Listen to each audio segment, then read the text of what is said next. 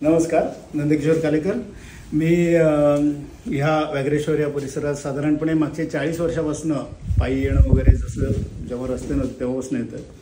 व्याघ्रेश्वर हे एक साधारणपणे पेशवेकालीन मंदिर आहे आणि त्याच्या आधीचं एक मंदिर होतं ते साधारण 12व्या-13व्या शतकात बनलेलं, ते पूर्ण रुईन झालेलं आहे। तर व्याघ्रेश्वर मंदिरापासून 500 मीटरच्या अंतरावरती आहे।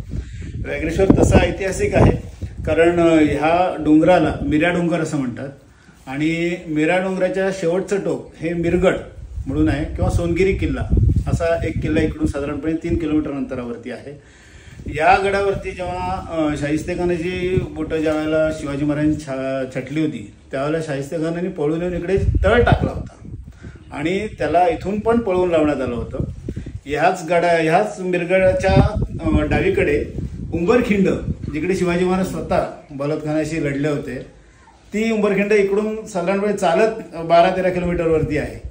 पण तो भाग म्हणजे असा जुना पूर्वीच्या वाटांनी होता। आता इथे हा परिसर याची उंची साधारणपणे 565 ते 585 मीटर ही एक्झॅक्टली साधारणपणे माथेरान किंवा लोणावळा याच्या एवढी असल्यामुळे हा परिसर हा हिल स्टेशन आहेच, पण त्या हिल स्टेशनला आता MMRDA हिल स्टेशन म्हणून डेव्हलप करते। सो नवी मुंबई 3 जी डेव्हलप होणार आहे त्याच्यासाठी हिल स्टेशन असं प्रपोज्ड आहे। अजून त्याचा अधिकृत GR आलेला नाही आहे, पण प्रपोज हिल स्टेशन म्हणून याचं नोंदणी झालेली आहे। त्याचा 94ला TP टाउन प्लॅनिंगचा प्लॅन पास झालेला होता, त्याला महलमीरा म्हणून नाव दिलेलं होतं। महलमीरा हिल स्टेशन्स असं त्याचं नाव होतं, पण तो आता रिन्यू झालेला आहे। आता तो MMRDAच्या अंडर जाईल आणि त्याच्याप्रमाणे इथे पूर्णपणे डेव्हलपमेंट होईल। या परिसरात बघण्यासारख्या भरपूर गोष्टी आहेत। इथे साधारणपणे 14 वाड्या आहेत। 14 वाड्यांपैकी एक वाडी ही मराठा लोकांची आहे, चांदेपट्टी। बाकी 2 वाड्या धनगरांच्या आहेत आणि बाकीच्या सर्व वाड्या ह्या आदिवासी लोकांच्या आहेत।